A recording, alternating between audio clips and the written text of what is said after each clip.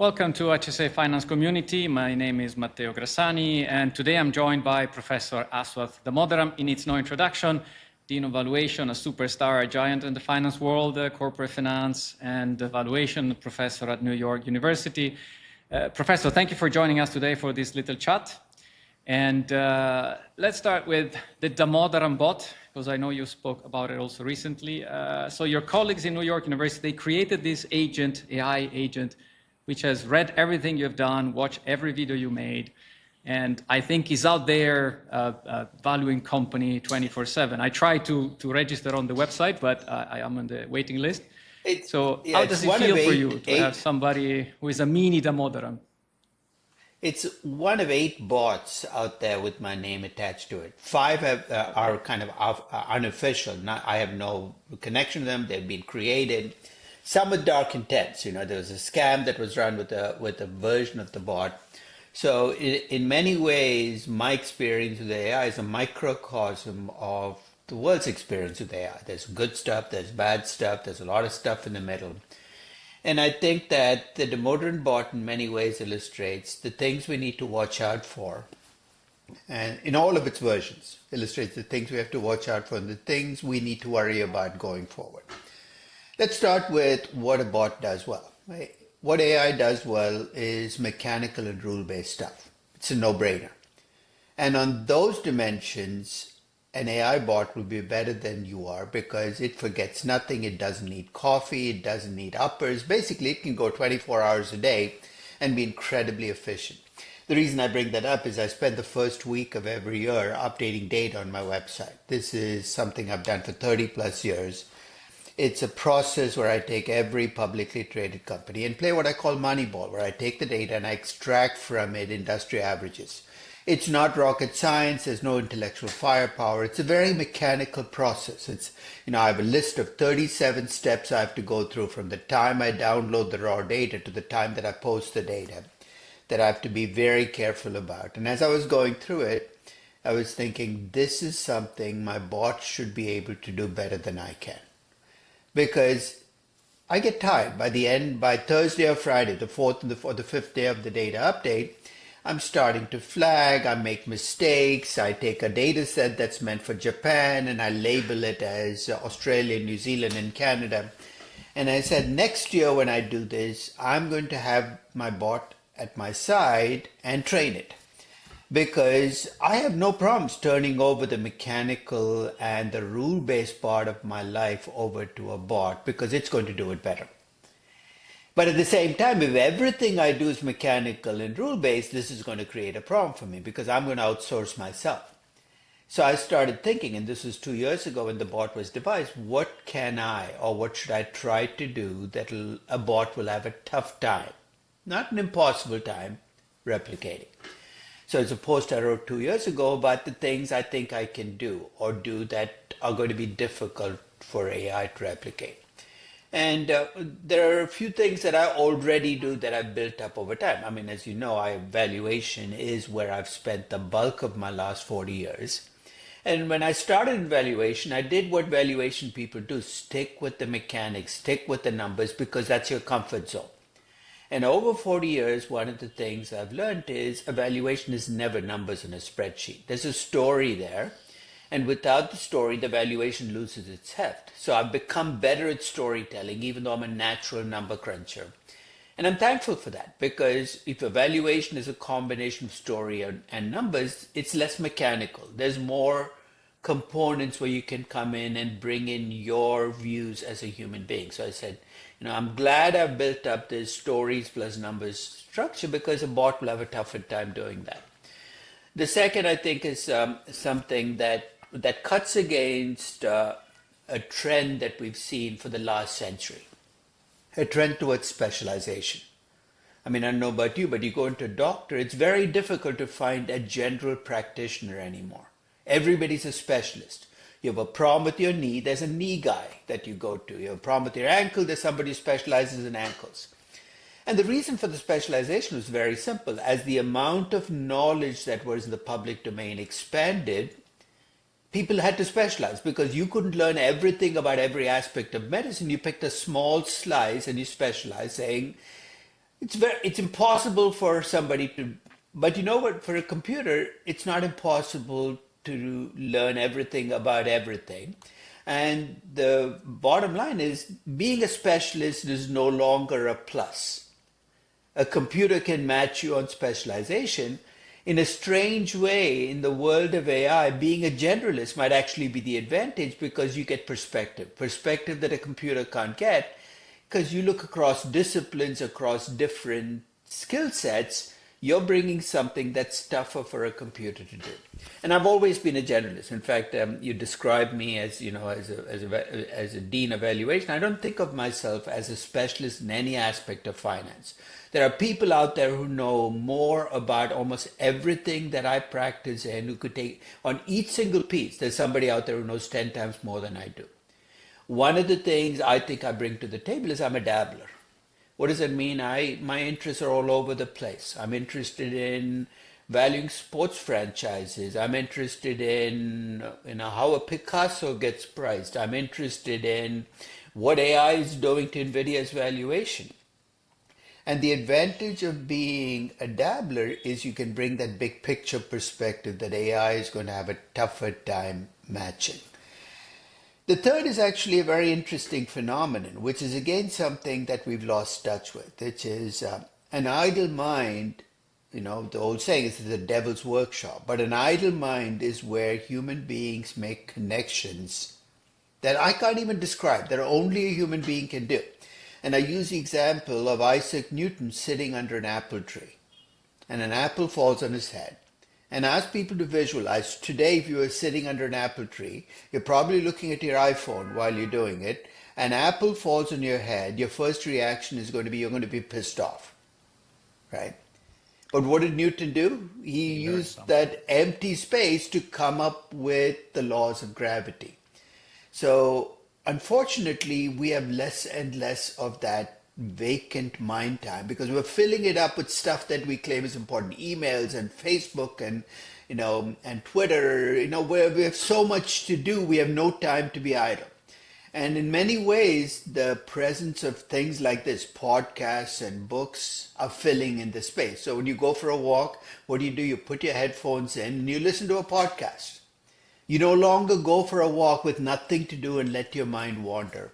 Needs but some I stimulation. think that wandering mind might be something that AI will have a tough time replicating. So I'm not claiming that any of these are permanent advantages, but my advice to people is you need to find your niche, something that you do that's uniquely human, that's going to be very difficult for a machine to do. And ask people to make a pie chart of what they do every day on their job, of how much of what they do is mechanical, the same thing every day. And if that pie chart is almost entirely mechanical, I'd look over my shoulder. AI is coming for you. So long answer to your question, that's basically the Damodaran Bot and what it's triggered in me. Anyway, I'm sure you're proud to have a mini Damodaran out there, and there are a lot of things I would like to discuss further, but I'll keep a couple of comments later. But for sure now we are outsourcing knowledge. You probably don't need to know everything, but you need to know where to find it, and with AI. But how much is that skill worth?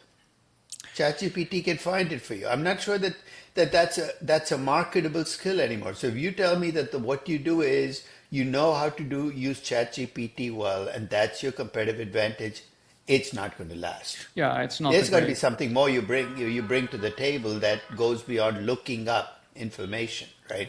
It's become this cheap, almost trivial. It's like ETFs and active investing, right? And if much of what you do can be mechanized, then why am I paying you 1% of my wealth to manage my money? Yeah. I have that, and we can discuss later, because on AI, I'm very passionate, so I do a lot of experimentation, and I can see that it can replicate a lot of what we do, but that's inevitable. But before we move into that space, because of course some questions around valuation and corporate finance, and this year is a special year because the 2026. Every year is special, but it looks like a number of famous companies from OpenAI and maybe Anthropic and maybe even Grok with Elon Musk, they will go public or they're preparing for an IPO. And you wrote about IPO and whether it makes sense or not to buy on the day of the debut of the IPO or near that date. So what do you think an investor should remind himself when he goes into an IPO, which is historical in a way, but still is an IPO? There are some statistical analysis around whether it makes sense or not to buy on that day. What would be your advice to that average my investor? advice I would give on investing in any company. At the right price, I will buy any company. At the wrong price, there is no company on the face of the earth, no matter how promising, how amazing, how great, that I'll be willing to buy. And that's a question you got to ask. So when XAI goes public, it's not, is the market big? Is this a great product? You might say yes to both and no to investing in it at the wrong price. Unfortunately, you play the IPO game, you're playing the pricing game. It's not a value game. And I think unless you're willing to make that judgment on, is this the right price to pay for OpenAI, for XAI, if you're an investor, you need to stay out of the game. But let me continue. If you're a trader, it's a very different game. Yeah. Trading is not about what's a company's worth. It's getting in at the right price, getting out at the right price. It's all about pricing. And if you feel you can call, and that pricing requires detecting mood and momentum. It's not about financials or ratios. It's about detecting shifts in mood and momentum. By all means, play that game if you're good at it. But recognize it's a game. You're playing a trading game, and that trading game is going to be judged by whether you call momentum shifts before they happen. Yeah, I mean, at the same time, I mean, when they will be filing the S1, the form before they go public, we will see some of the numbers. And you said many times. Oh, you see all of the numbers. It'll yeah, look exactly. just like a So public we'll see company, how right? Yeah. whether AI and makes you can money. value the company, but I think expecting the price to be anywhere near that value is asking. It's because the pricing game is entirely driven by demand and supply, mood and momentum. And I can almost guarantee you that 99.99% of the people playing on the OpenAI opening will be traders, not investors. Yeah. In fact, I'll wager there isn't a single buy that'll go out that day that's based on evaluation. It's all going to be based on pricing and gaming the system. So you're an investor playing in a world full of traders. The danger you run is, even if you're right, remember, to make money, the price has to come down to value. You could go bankrupt before you're right. So I advise people, if they're investors, to stay out of this game until the game starts to get some heft. And that might require staying out of the game 2-3 years, or waiting for because remember, the advantage of playing against traders is they overreact. Now, I bought Facebook 3 months after its IPO because people overreacted. They sold off Facebook saying this company is going nowhere. So you might get your chance. So value the company. Odds are you will not find it to be a bargain on the day it goes public. But who knows? But I mean, exactly. And when we'll see the numbers, I mean, OpenAI, I think its value today is 750 trillion. Matteo, this is a young company. The numbers you will see will be the equivalent of a kindergartner's report card. And you're trying to make a judgment on what yes. college will this kid go to, right? There's nothing there. There's nothing there. I guarantee you there's nothing you will learn by looking at the financials. I'll predict what you'll see in the financials. Tiny revenues, big operating losses, huge stock-based compensation. There's going to be no surprise in there. Lots of people on the platform, right?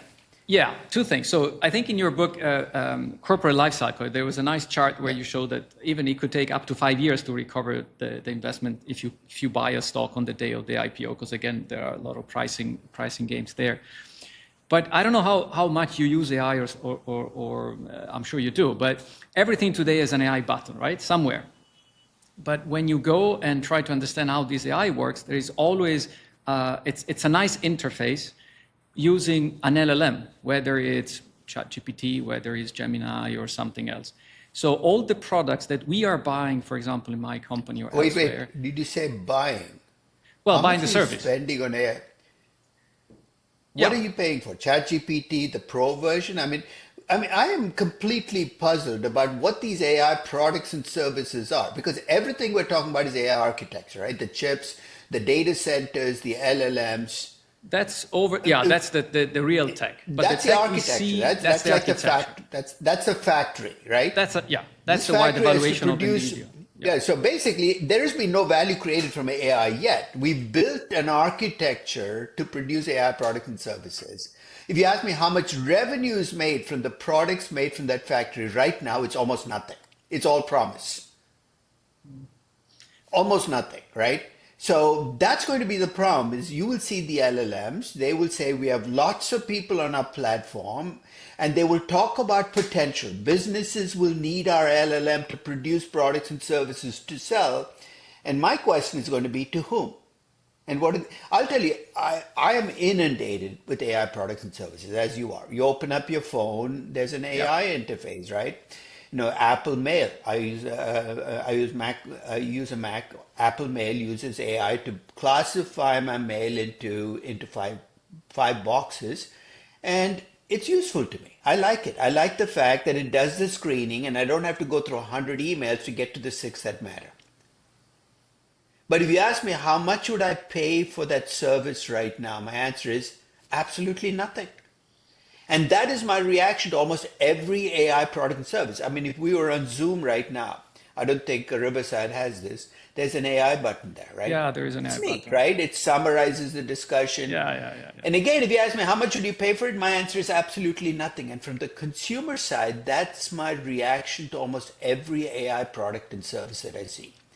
If this is going to have heft as a business, it's going to be a B2B business. Companies buying AI products and services that they think will make them more profitable. And therein lies a trap, which is if every company in a space buys AI products and services thinking it'll make them profitable, none of them are going to get more profitable. If everybody has it, nobody has it. I'll give you the analogy, and this goes back to the dot-com boom. I remember retail companies then creating online retail, arm, saying we're going to make so much money on this online retail arm because each of them thought individually. They thought they were the only ones setting up an online retail arm and that everybody else was just sitting on the rear end doing nothing. And in that world, of course, you're going to make a lot of money. The only problem is every retailer created an online retail arm. They had spent the money. And when they tried to recoup that money by charge, it didn't work. In fact, they all ended up with lower profit margins after the advent of online retailing than before. I'll make a prediction. 10 years from now, AI will collectively reduce the profit margins of companies in the aggregate. It'll make companies less profitable rather than more profitable. Doesn't mean there won't be winners in the space. Online retailing created its own winners, right? Amazon, maybe Cisco early on. Yeah. But collectively, it actually ended up causing retail to lose space. Just like in the music business, streaming, right? Looks like a great thing. It destroyed that business. So when I hear people talking about how AI is going to make companies more profitable, they're thinking almost, they need to remember their game theory, which is this isn't a game where companies reduce costs and then collect the surplus because there's a pricing game that kicks in. People cut prices to compete. So my end game is a lot more pessimistic on AI in terms of profitability and returns. Doesn't mean it won't change our lives. I think AI will change our lives. It already is. But if this is a story about how businesses are going to get more profitable, I don't buy it. I really don't buy it because I've seen the same story play out with PCs, with .com, with social media, and now with AI. And I think collectively, we're going to look back 10 years from now and have a very different perspective on what AI wrought across businesses than we do right now. We'll do 10 years from now another chat and we'll see. But I'm very curious also, I would like, because I work and live in legal. So the US legal market, I think the TAM is considered to be $1 trillion, Europe maybe 500-600 billion. And it's being disrupted in a way very early on. But there are new players coming in and they all use AI. But I would be very interested one day to sit down with you and ask your opinion. But we don't have time today. But so what would you say for... these IPOs, whatever, GPT, OpenAI, and Anthropic, would you stay away from them? Would you say this is just any other IPO in the history, or they're special? I'll value them based on the prospectus. It's not an investment is an investment. It's dollar in, dollar out, right? The special, not special, is in terms of how they change the world. Investors, it's money in, money out. There's nothing really different about investing in a revolutionary company as opposed to utility. I think we need to take this aura out of investing that somehow you're changing the world. You're benefiting from a change in the world as an investor. Investors don't change the world, right? Yeah, They're they invest. collecting surplus in the Yeah, marketplace. yeah, yeah. The people who are starting these companies change the world, right? So I think the first thing to recognize as an investor is investing $100 in a phone company and making a 50% return is exactly the same in your portfolio as investing $100 in OpenAI and making a 50% return.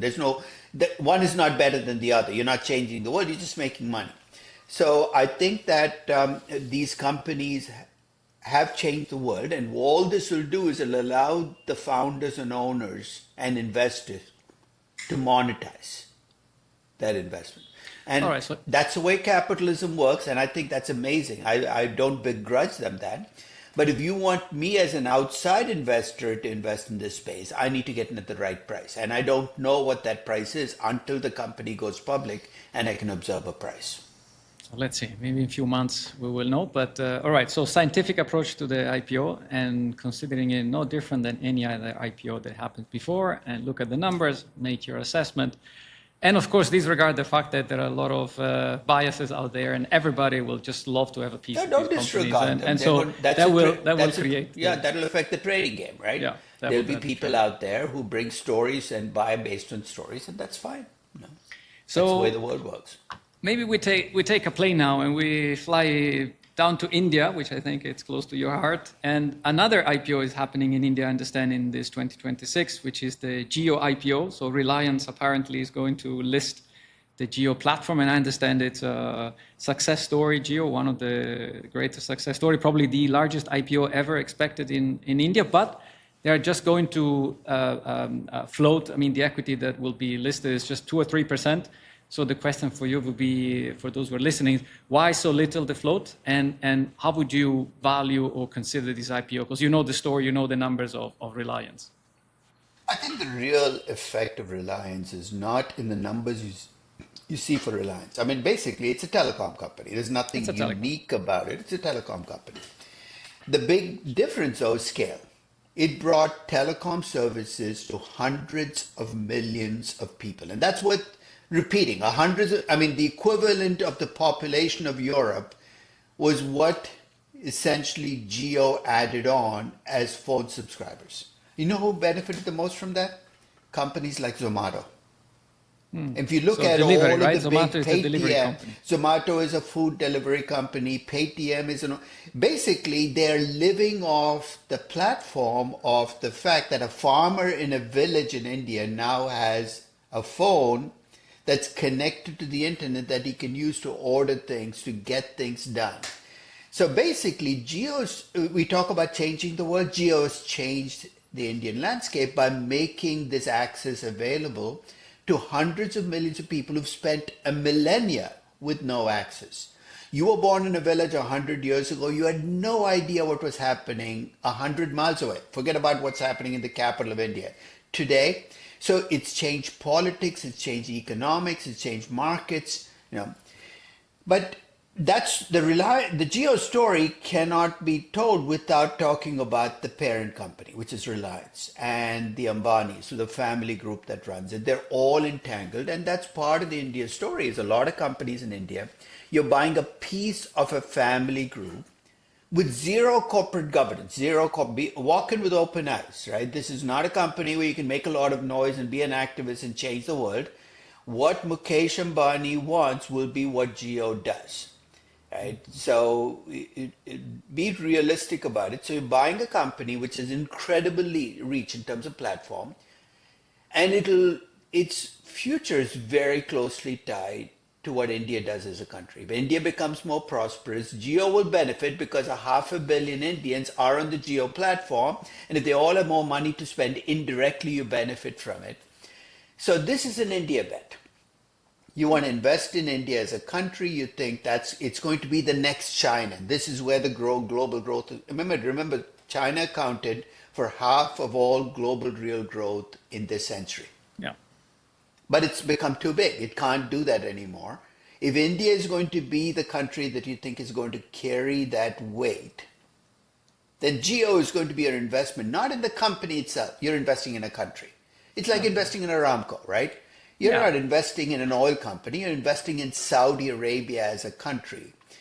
Geo will become a stand-in for what your bet is going to be on India. So if you want to make an India bet, geo is not a bad way to get in there, right? It's Because you're going to basically benefit from the overall growth. it's a digital infrastructure that they created, and everybody else is Exactly. working on it, like a digital railway in a way. And you know what? They will, within the Reliance group, there are other Reliance companies that benefit from Geo. In many ways, I think that Mukesh Ambani's payoff from creating Geo is not in Geo itself as a company. It's in the retail company that Reliance has that uses Ah, the okay. Geo. So they will get side benefits, but don't expect to benefit as a Geo shareholder to share in those benefits because they will go to other companies in the group. And that's what I said about corporate governance. I mean, the analogy I would offer is when Alipay and Alibaba. Alibaba is, of course, Chinese online giant. And when Jack Ma created Alipay, it was created as a side company that he owned 100% initially. But it's a company that benefited from every transaction that went through the Alibaba platform.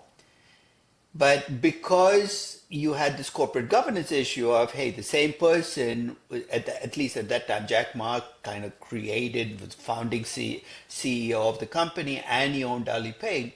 There was this exposure you had as an Alibaba shareholder is how do I know that the transactions that are happening here are not tilted to make Alipay a more profitable company? You have a similar phenomenon here with Geo and the other Reliance companies that you got to take as that's the way it is. You're buying that corporate governance bet as Okay, well. so there will be some cross subsidies. That's what basically. Absolutely. Absolutely. And I mean, I think India, for those who are listening, I think is still one of the top five stock exchanges in the world. I think it's $5 trillion more or less. So I read a story that that's one of the reasons why they don't want in terms to. of market cap or in Market terms of cap, trading? yeah, market cap. I think. I don't think it makes the top five yet in total market cap because there are many European markets that have a larger market cap because of legacy effects. But it's one of the fastest growing market caps. So I wouldn't be surprised if it makes the top five really soon. So I mean, China obviously made that Yeah, leap China very is a bit quickly to bigger. I become the think it's second 11 largest or 12. market cap. Yeah. No. But I think that India is on its path to get to a much larger market cap, and it'll get there because in many ways Europe is tilted by the fact that you don't have the growth to drive market cap growth, and because of European policy, it doesn't have a seat at the table on technology. I mean, the reason the US has actually increased its market cap in the last 30 years as a share of global market cap is because technology is where it's gone.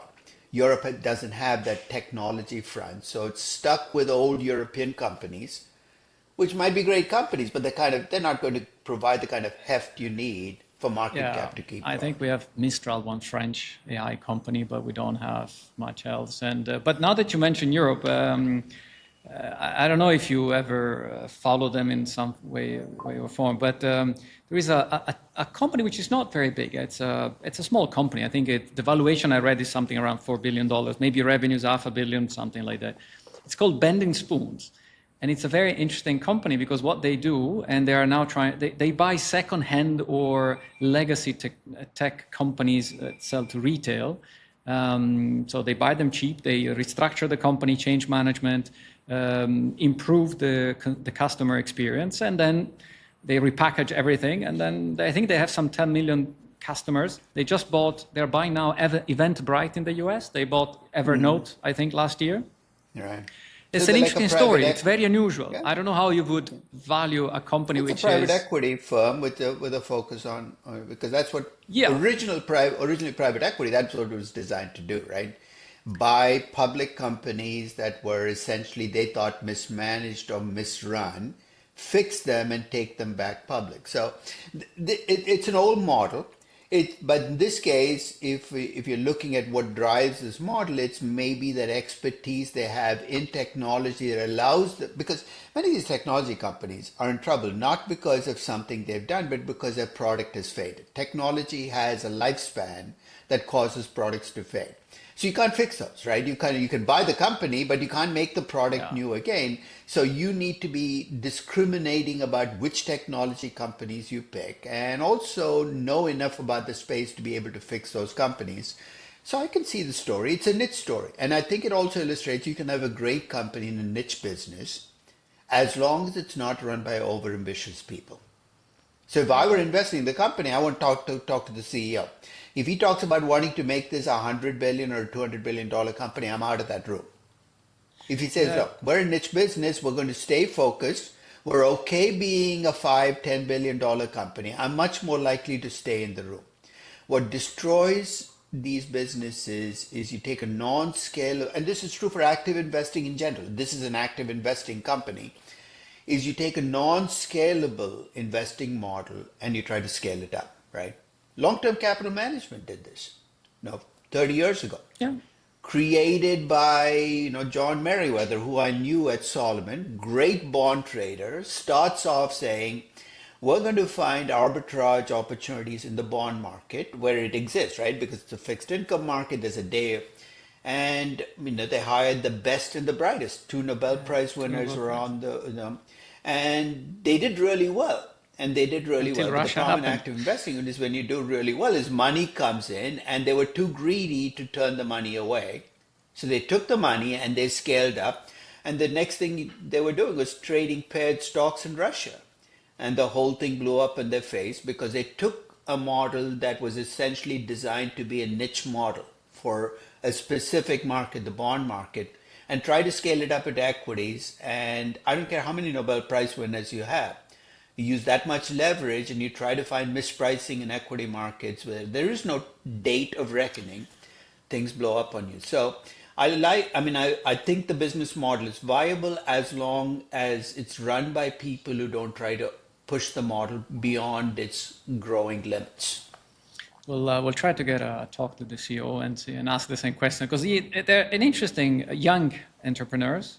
You're right; they see themselves as a mix between a private equity. They say we are 25 private equity and 75 a tech company because we don't look at an exit. So we just buy and hold, and we hope that we're going to keep That's going baloney. like this. That's baloney. I know, but that's a bit of marketing you need to accept. Yeah, I know. Yeah, otherwise you're going to end up as a conglomerate of small tech companies, and you're going to end up with a conglomerate discount. So they're not looking for an exit near term. That's how I would restructure it. I'm with you. But I think that but I get it. I get the business model, and there are a lot of tech companies which are lazy and undisciplined because they've had a good decade. They've made money without even trying. They get larger, and as they age, they run into the problem. It's not that easy to make money. So I think that they are open to restructuring. The one thing, and then we'll move on to something else, but I really want to ask them, but I think they may have read your books, because what they say, I don't know whether they do it or not, but what they say that when they buy a company and they do the valuation, they use statistical analysis and Monte Carlo rather than taking sensitivities and a mean and max for the price, which is something that I know it's very... Which I think, yeah. Yeah. So Yeah. We'll see. Yeah. But now that we talked that, what about conglomerates then? Because Reliance is a conglomerate. In the US, everybody has conglomerates, and everybody loves conglomerates. Reliance is not a conglomerate. This is the It's not a difference conglomerate. between a GE versus a Reliance, Okay. right? GE is a conglomerate. Conglomerate in the sense that it had multiple companies, but was traded as one company. So when you bought GE, you bought all of it. Reliance, and this is true a lot of family groups, is a collection of publicly traded companies. Reliance Petrochemicals is traded separately. So in a sense, each company is as a public. So when you have a different kind of problem in India, it's a holding company problem, which is you have a holding company with the family group at the top, okay, with a bunch of publicly traded family companies underneath. And here's the challenge. You talk about the conglomerate discount. There's a holding company discount in India, which can be as large as 40 to 50%. Okay.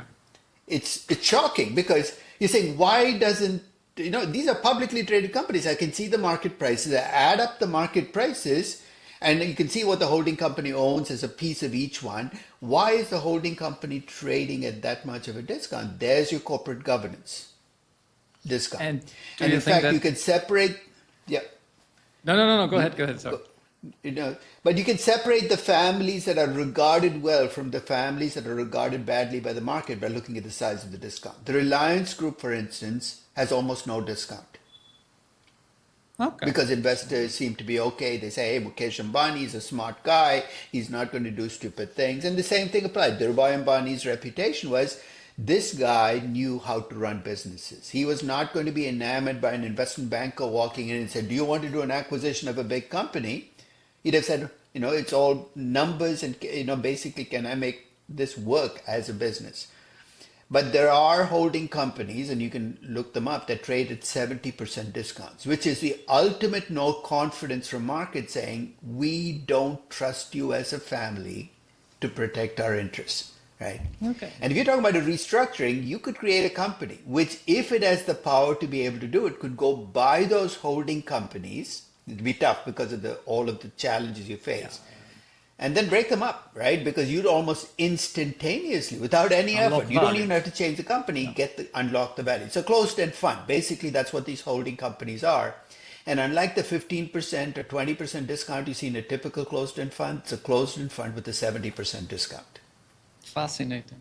And so now I think you lead to the question that what about Berkshire Hathaway then in the US? How would Berkshire you? Hathaway, it's an insurance company with, and I think of all insurance companies as having two pieces. One is the insurance business. You insure against risk, you collect premiums, and you have hired really good actuaries because it's a probability game, making sure you charge enough premiums to cover your expected costs. But because you collect the premiums, you have a lot of money to invest. So you have a closed-end fund embedded in every insurance company. At most insurance companies, that closed-end fund trades like a closed-end fund at net asset value or below, because most active money managers are at best average, and at worst deliver 1 to 2% less than the market. So basically, in most insurance companies, the closed-end fund side doesn't create the value; it's the insurance side. Berkshire Hathaway has Geico, one of the best insurance companies in the US, a really good insurance company. But for 5 decades, it was run, the closed-end fund that it created was run by perhaps the most well-regarded active investor of all time, which is Warren Buffett running it, right?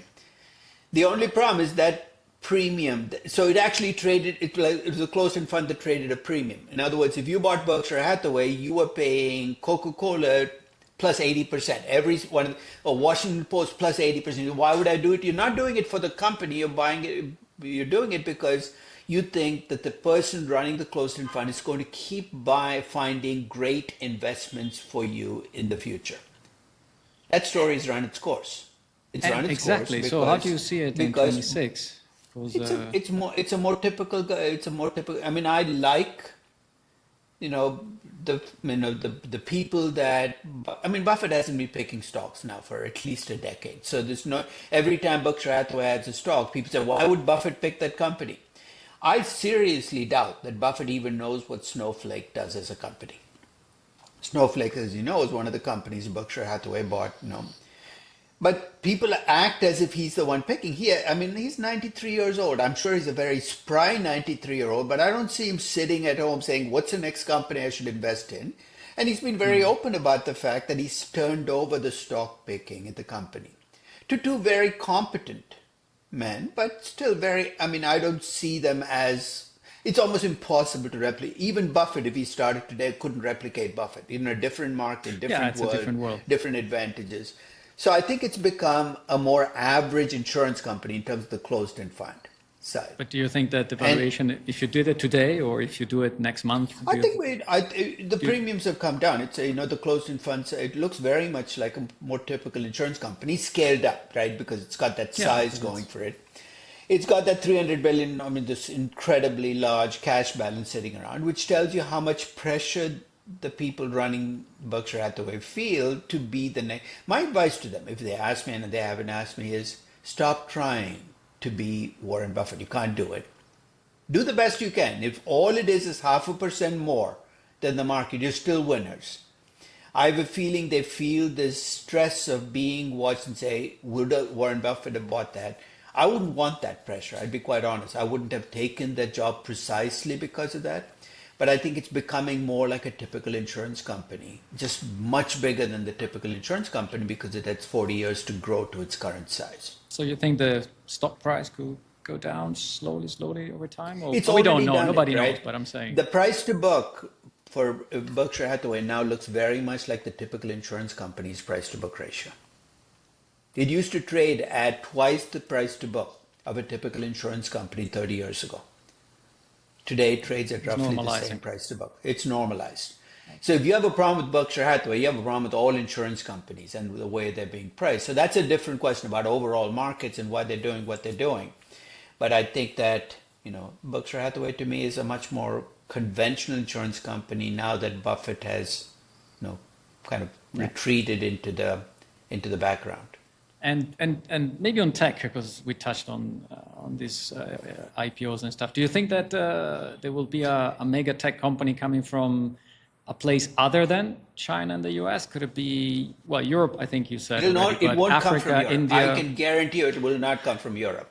Europe has created an ecosystem which will make it impossible for great new companies to take off. It's a system that has benefits, right? It's designed to benefit. It's built around consumers and environment, all great. But the way Europe is structured is to protect the status quo, right? Europe is full of so people. That's why they go to the US to work. Yeah. So then or the people who want great social welfare and protection go to Europe. So basically, there is a moving around of people. But the next great company, next great tech company, you look at why the US has been this place where it's a place where I think failure is viewed less badly than any other part of the world. If you look at the people who start great companies, it's their third or fourth, often their third or fourth or fifth try before they got it right. In much of the world, after the first try and you lose, there is no second or third try. You go around. So I think that's part of the problem is if you want to build great companies, you got to be much more forgiving of failure. So I would look at parts of the world where that attitude is much more accepted. You're saying, what about India? India is still a very conservative country in terms of where you direct capital. It's starting to change, but the great tech companies of India were outsourcing companies, which were cash cows almost right from the beginning. They were not making big bets on a change. They were really taking back office operations and moving them to India. It's a low tech business. But now it's changing a bit, right? Also, you have a very young population. Is that 29 years old, the average? And it is changing, but it still has to change in a deeper way, which is, it's changing, but it's changing in an environment where things are going well.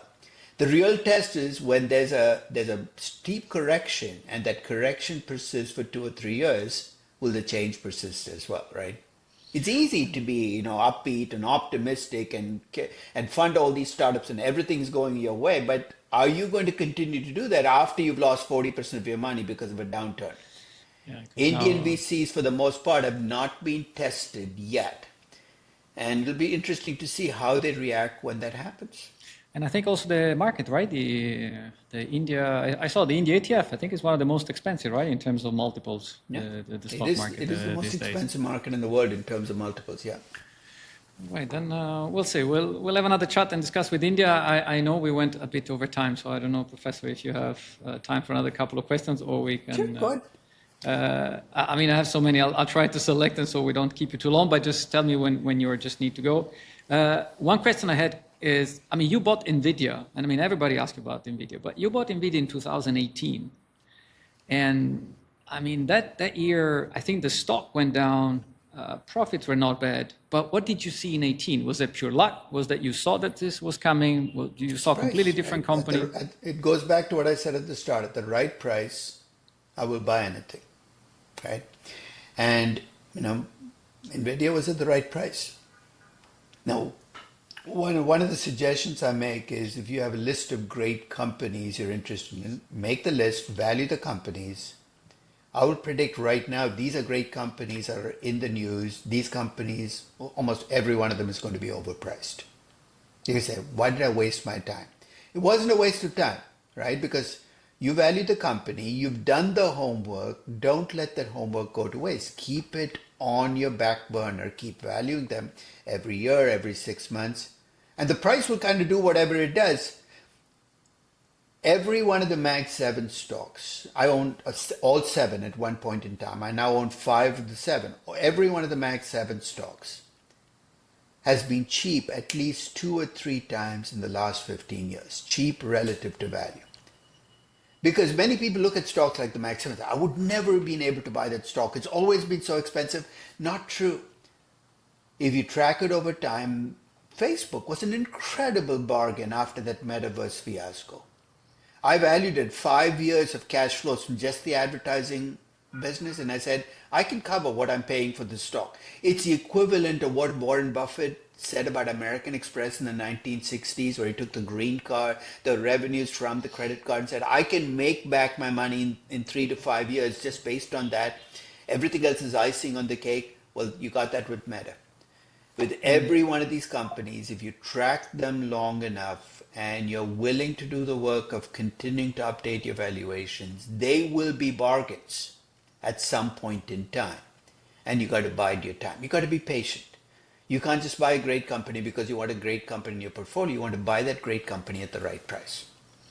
Yeah, and I mean, we don't have time, but I think it was very interesting, your blog post in December on NVIDIA, where you calculated, you reverse engineer the valuation, so it should be like $500 billion today in revenues at these prices, and if growth doesn't keep even higher. So that was a very interesting. I think the lesson there was all of these companies, there is a plausible path that justifies the price. This is why when people are absolutist and say, this company is definitely overpriced, I'm going to sell it short. I'm saying, are you that sure? Because I can't get that degree of confidence from the numbers. Is it a reach? Yes. But it's not impossible. Every one of these companies has a plausible pathway to getting to the market cap. But my point is, as investors, if every one of your investments is a plausible pathway, not a probable pathway, you're asking for trouble in your portfolio. You need a mix. So I think that's the takeaway I hope people got out of this, rather than buy or sell, which was not my intent. And but what would you? I mean, these days with this valuation and prices so high, and I mean, AI is real, so even an ETF of the S&P 500 is expensive. So what would you suggest and advise an investor to consider these days when they want to invest? You just, everything is expensive. So you stay on the sideline and wait for a correction, but you cannot time the market. You go in. What would be your... Why does it have to be an all-in now, right? You could automate the process and say quarter in every 3 months or every 6 months for the next year or two, because staying out of the market is a losing game in the long term. I know people who went out of the market in 2008 or 2012 and never got back into the market because this decision is so fraught, so big, so consequential, you can't make it. It's human nature. That's why I'm not a market timer, because even if you get a correction right and you sell all your stocks just before a correction, I can almost wager you that 10 years from now, when we compare our portfolios, you will do worse than me, because you will go out of the market, you will protect yourself from the correction, but what led you out of the market will also keep you out of the market, not just for the next year, but for an extended period. And I think that's got to be in your equation or your decision equation somewhere, as to not just am I getting out of the market because I'm afraid, but when do I get back into the market and how do I do it? Okay, so hopefully you don't have if you're sitting on all cash right now, that's a consequential decision. This is why I think investors have to be careful about ending up with cash being 80, 100% of your portfolio. It's going to make everything much more consequential. Okay, re-entry is going to be difficult. So what you're saying, basically invest safely, meaning that invest so that you can sleep at night. So don't put all your money into this, but don't stay out of the game, because it's timing the market, which is proven again and again to be wrong. Good. And on cash, why these tech company, mega companies, everybody has so much cash on their balance sheet? I think Apple has maybe 100 billion, Nvidia Doesn't matter 60. though. No, what's the Doesn't matter? matter. Exactly. It In doesn't business matter. school, they teach you, no, cash is bad. It means you don't have any plan to No. grow. You You went need to to the give it wrong back to business. the No, shareholders. wait, Matteo. If that's what they taught you in business school, that was Yeah. wrong. Cash I'm is a lawyer. neutral. I can say I didn't understand very well. So Cash, it's fine. cash is neutral. Cash is neutral. Why? Cash Because is it new. hurts nobody, it helps nobody. Because it's invested in treasuries and commercial paper, it's doing no damage. The only reason investors worry about cash is if they think you will do something stupid with the cash. Like what? A, a big acquisition. Excuse me, a big acquisition. The reason tech companies, and take Apple as a classic example, the largest cash machine in history. The reason people are okay with Apple holding cash is, I have a question. What was the last big acquisition that Apple did? Yeah. Can't remember. Must be a long time ago. It's Don't never remember done anything. one. Never It's done never one. done one, right? And that takes incredible discipline. Can you imagine how many investment bankers might show up at Tim Cook's office saying, "Do I have a deal for you?"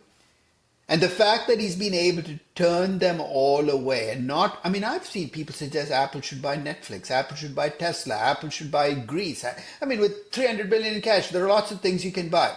And the fact that they haven't done it makes me as an Apple investor much more okay with them holding 250 billion of my cash.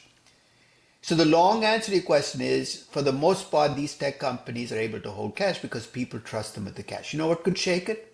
Is these companies start to spend 50, 80, 100 billion in AI architecture, saying, trust us. Initially, I'm going along saying, you are smart guys, Brin and Page, But if that trust is misplaced and you don't deliver, you've lost the capacity to hold cash for a generation.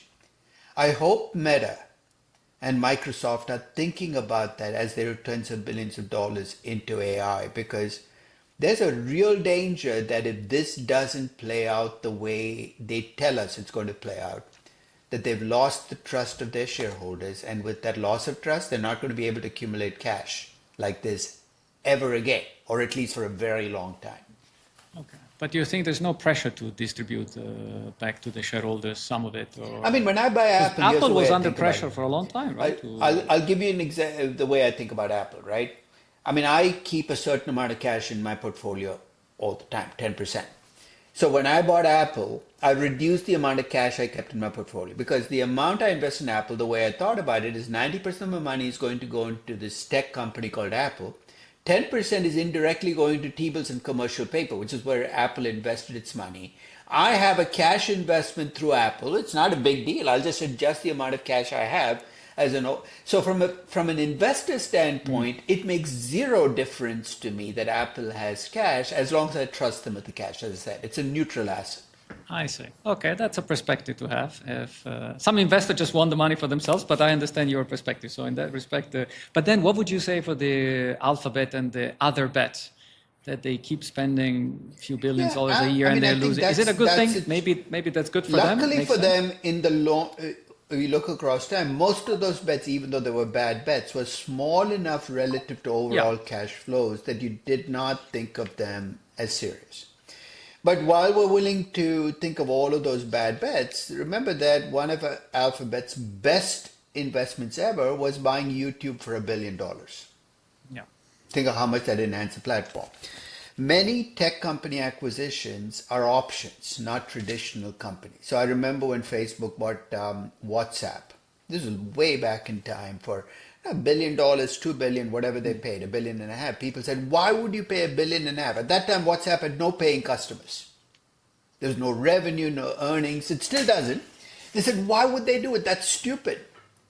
15 years later, WhatsApp is such a significant part of that Facebook ecosystem that it accounts for a big chunk of revenues going to other places in Facebook because it exists.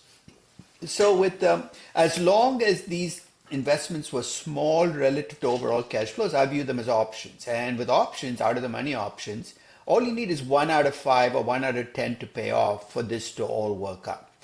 The challenge with the AI phase of investing is you're no longer talking about 3 billion wasted on Nest. It's Yeah. 40 billion into a data center, into AI. That's a scale we haven't seen before. So this is going to be the challenge is, will Alphabet and Meta and Microsoft be forgiven if they've invested 50 billion in AI and they have nothing to show for it 5 years from now, or even 3 years from now? Yeah, that's for sure. And on that one, before we leave you, but Professor, I read somewhere that you are working or you worked on your new book or a third edition of Investment Philosophy. Is that coming out? It's done. So it should be it's in done. print.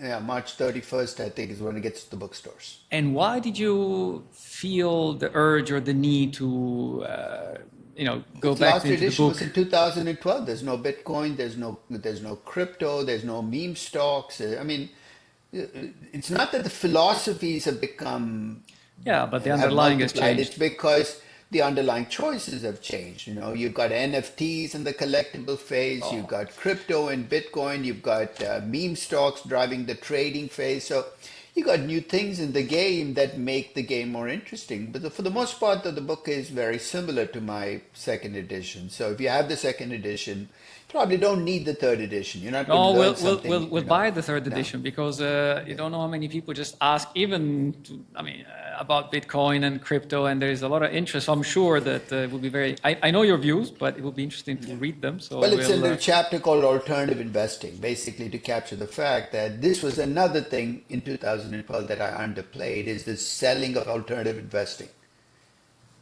to family groups, to institutional Yeah. investors, to endowment funds, with the embedded argument that they had low correlation with your other investments, and that you could generate alpha in these spaces. They were run by smart people, hedge funds and VCs. And it turned out that the performance did not deliver on the promise. Alternative investing, for the most part, has delivered none of the things it promised 20 years ago. So you're seeing a step back. Even Yale, which was one of David Swensen was one of the pioneers in this space. Yale sold off a big chunk of its private equity, saying this is not working for us.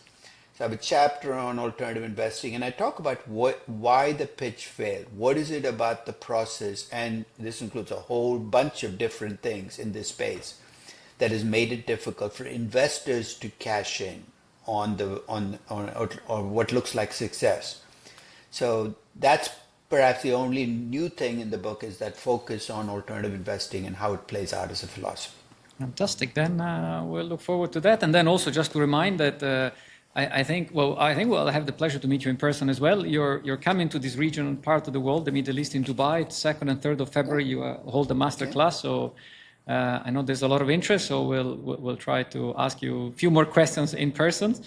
But then just to close, you had an incredible run. You are an incredibly successful person. So, and you did it coming from a very far away country. So that's a plus. Two things. What drives you now that you have reached every peak in your profession? What still keeps you at the desk in the morning and studying and reading? First, I don't think this profession is mountains. It's got hills. There's really not much here. I think we pat ourselves in investing in finance and act like we've created the laws of gravity. There are no laws of gravity. This is not rocket science. It's common sense with an overlay of theory and models.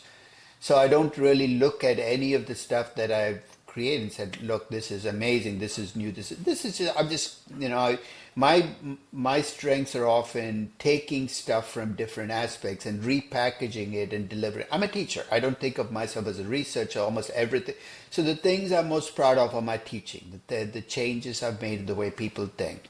There's nothing of substance I've added to finance that I would think of as new and different and revolutionary. So, But when you were a kid, I remember I heard the story how you Yeah. became a teacher and a professor. But when you were 5, 6, 7, 8, 9, and you were in India, what was your dream back then? You wanted to become I wanted to be a cricket player. I wanted to play a cricket for player? India. Okay. Yeah. So I think we all have our dreams. And so in fact, I'm glad you raised it, because I hear from high schoolers, who want to be investment bankers, 15-year-olds. And my response is always the same. Go back to being a 15-year-old. It's unhealthy for a 15-year-old to be targeting working at Goldman Sachs and crafting your life based on that end game. It's not the way it should be. I do think we need to return to that reality of letting kids be kids and letting college be a place where you discover things rather than this minutely planned game plan to end up on an interview schedule at McKinsey or Goldman Sachs. I think we've lost perspective on that. So, it's something I think that is creating a lot of stress in our younger people, and I think we need to take that stress down. Yeah, that's not life. easy. I can see that because I have kids as well. And so what did you teach to your kids? I mean, how did you keep them safe or interested? Because the challenge we have today, and that's maybe it was different. I didn't talk your shop, kids are old, right? I didn't talk shop. I didn't talk about markets at dinner. I talked about baseball at dinner. I let them make their own choices, and they found things that interested them and excited them. And they, luckily for me, they made those choices and are pretty good at what they chose. And that to me is the definition of what you as a parent are required to do, is create an environment where your kids have choices and options, and that they make their choices well rather than choose for them. I do agree with that. And Professor, I think with that, I would not add anything else because it's a very wise and heavy statement. So I would like to let it rest and people to think about it. But thank you very much for your time. I know it's early in your part of the world and you have a busy day ahead. So I'll look forward to meeting you in person. I thank you very much for your generosity and time with us. And then, we'll see you in Dubai 2nd and 3rd of February for your masterclass. See you there. I'll wait for the recording to complete. Yeah, exactly. And I'll send it to you, Professor. Thank you very much for your time. I know we went a bit overboard, but you were extremely generous and it's always a pleasure to, I would have had thousands of questions, so I'll write them and then I know you receive 300 emails a day, so I will not send them to you, but I might keep a couple when we meet in Dubai. And Sounds good. Have a great day and especially great weekend. Take care. Thank you very much, Professor. Bye-bye. Bye-bye.